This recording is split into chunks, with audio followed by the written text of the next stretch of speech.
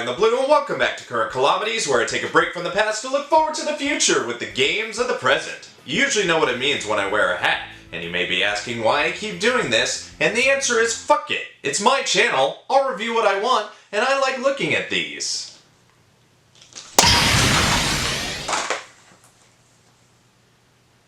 Pokémon Scarlet and Violet, the latest entries in the long-running series of Pocket Monsters that I swear seems endless by now. I had to look back at previous seasons, and I've reviewed 5 Pokémon games in the last 3 years, and I thought they were more sparse than this, but then I realized how they get rich. Through milk tank milk. I think I've looked at a good majority of the mainline and popular spin-offs, sequels, and remakes on the Switch. There's a few exceptions, but fair to say I've looked at the most important ones. But no matter what Pokemon game I look at, nobody seems to care compared to other videos, whether on this show or the channel overall. I don't know if it's just because not many of you care, or maybe it's that I'm not the kind of guy to review these types of games, which may be the case as I'm not the biggest RPG fan at this point in my life, but I've always liked everything about Pokemon since I was introduced to it at a young age. It's something I enjoy and I'd like to share that with you, as I have been throughout my time on this channel. So I got a brief head start on Scarlet here when I went on a quick trip up north 2 weekends ago, keeping Violet sealed for the foreseeable future, and here's what you missed out on in the beginning. The game starts like most others, where you create your character and are introduced to the senior expert, which happens to be the director of the academy we're going to. He sets us up with a starter, and I obviously went with the cat, not for the meme, but because I'm a cat person, y'all know that. I also met the rival or frenemy as I see it, and I come across this unique Pokemon on the beach with unrivaled power when it's at full strength. It was in the care of this shady figure, but I took it off his hands and head into the town where the campus is and quickly meet the new nuisances in Team Star and learn about Terra stalling, cause that's a new gimmick. We do a few study things until the plot moves forward, where the director allows us to go on a treasure hunt, meaning we'll go out in the region in search of whatever that treasure could mean to us. It could be collecting gym badges or filling out the Pokedex, it's all up to me, so I'm just going on and off the beaten path doing the usual thing until I find myself in a town where a gym leader resides, but in between I was able to evolve my starter, and that's where I left off.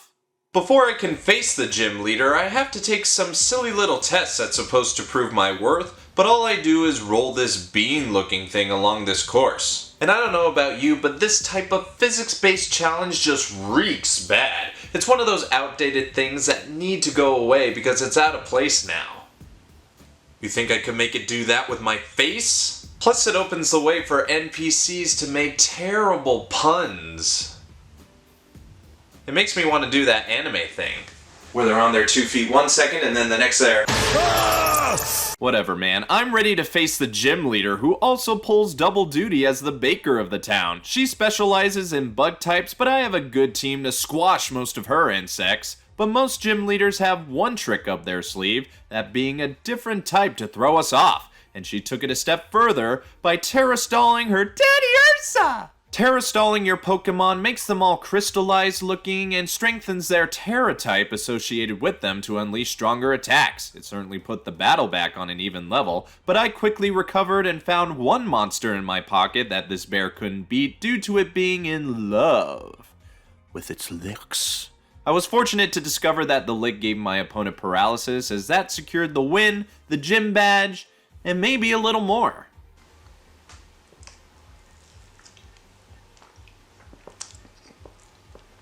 Oh, I think you better stick with her, Jim.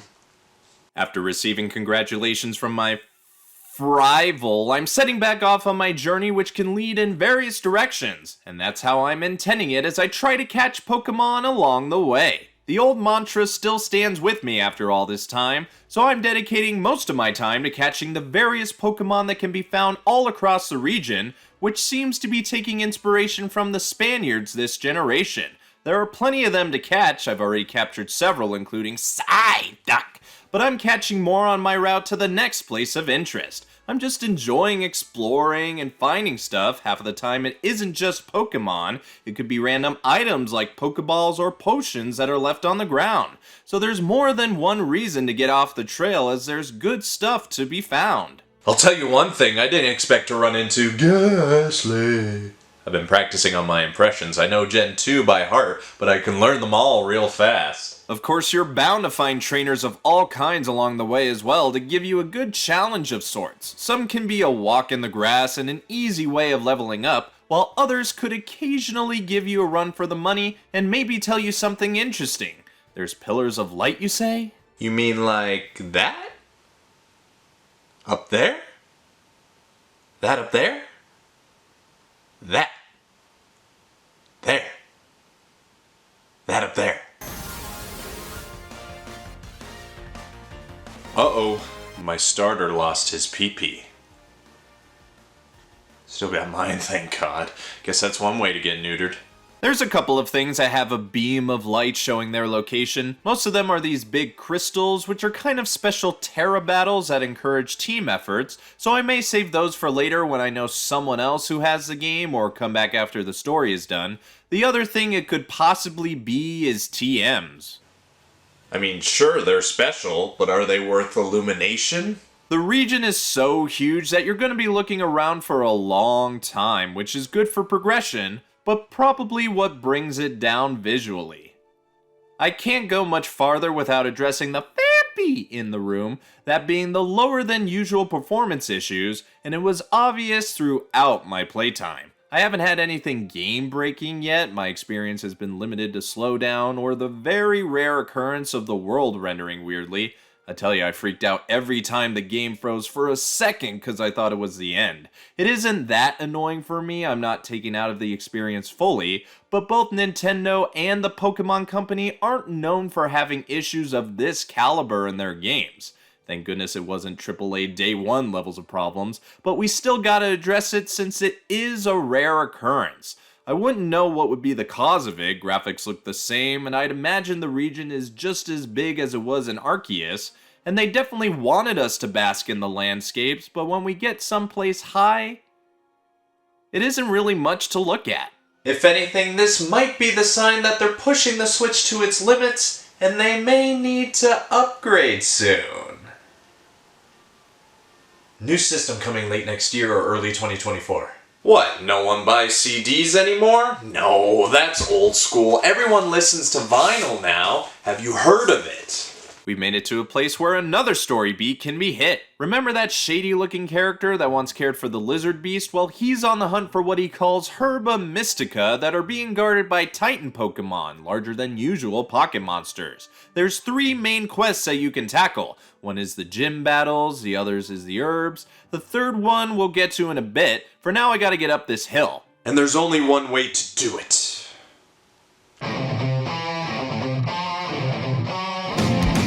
I don't know why this is giving me the most random flashback of my life, but have you ever seen the show Imagination?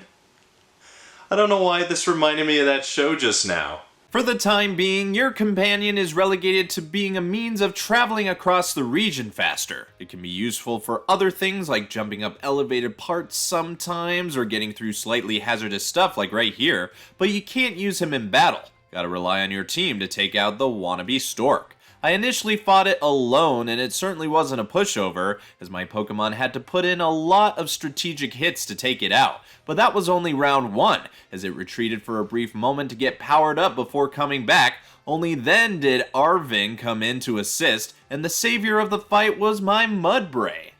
I'm not familiar with this one, but I named it Donkit because of its ears and overall appearance. I almost called it Donkey, but then I thought about how stupid that would be. We find the Herba Mystica, and Arvin makes a sandwich out of it. Trying to be like Brock, huh? Nobody will ever replace him. I'd much rather replace my sandwich by the look on my face. Luckily, our companion comes out to be my poison checker, which irks the hair and the eye guy, but it was a good move because Koraidon gains a new ability. Context clues, that's how we bonded the first time we met, through sandwiches. Now we head off to the next part of my adventure. Wait a minute, what's happening? What's going on? Oh, the man got's a secret. His shadiness has risen. I continued on my merry way, finding, catching, and battling. I stumbled upon some ruins with new Pokemon to catch, and I also saw some physics do their thing, but it wasn't too long until I reached a point where the third quest could commence. Our acquaintance here, Cassiopeia, has a bone to pick with Team Star, so they hacked into our phone and recruited us to take out their bases across the region. Reasonable, right? And relatable too. There's always that one school club that you'd like to watch burn. This apparently started at the Academy. But we're not alone in our mission, as this guy just waltzed right in wanting to join the team, cause, I don't know. Clive my ass. That's clearly the director. I've seen way too many Team Rocket disguises to be fooled. Guess we're gonna roll with it cautiously for now, as we have a bigger threat to worry about. So Team Star has these bases that we have to take out the bosses of, but we have to show our worth first. That means taking out their grunts at the gate and invading the base while participating in the Star Barrage. It's their unique battling method of having us taking on a plethora of their weakling Pokemon with the first 3 of your team. You'll have a good idea of what they'll have inside after you take care of the gate grunts, so you can alter your team to get the best result. But the real question is, will it be enough for the boss? My god, he's compensating for something. That's a Pokemon? Granted, what isn't anymore? So this kinda took me off guard, as I wasn't prepared for how brutal this ass whooping would be. I mean, I was very worried that I was gonna get wiped out. I had the revives, but I wasn't sure if I was underpowered for this fight after all. But with some quick maneuvering, careful placement, and a little luck, I got through the battle with Donkit coming in clutch. He's earned a permanent spot on the 6. No one will forget the name of Donkit. Afterwards, we get some sort of flashback to the formation of the group, and the boss tells us their big boss has been MIA for a while. It's an interesting plot development that will be neat to see play out. For now, I'm just back on the trail heading into the next town.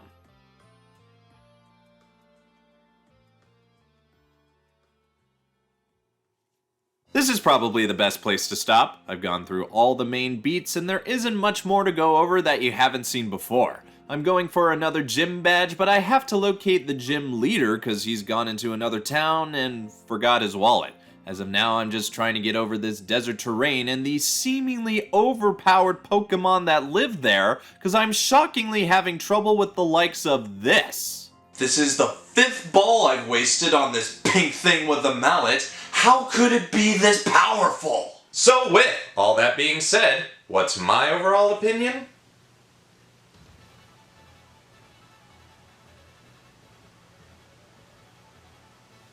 I initially thought the last time I played a Pokemon game, I was getting burnt out by the craze that seems to be never stopping, but they still find a way to keep me interested for different reasons. Pokémon Scarlet and Violet still bring out the best in the series. On the plus side, the formula still stands strong with a few tweaks here and there with the story, region, and the new pocket monsters they bring in.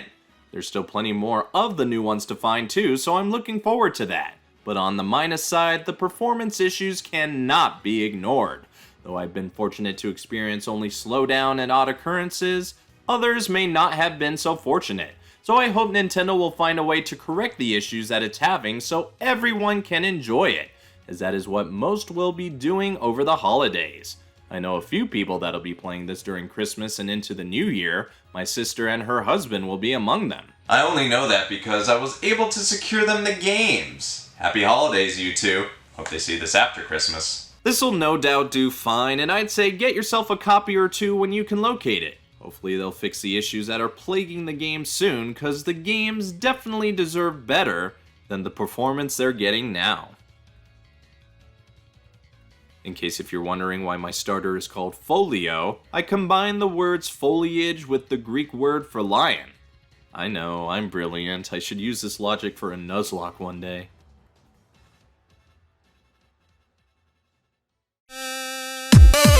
So what do you think? Do you agree with me or have your own thoughts? Let me know by leaving a comment. If you like what you see, like the video with those thumbs up.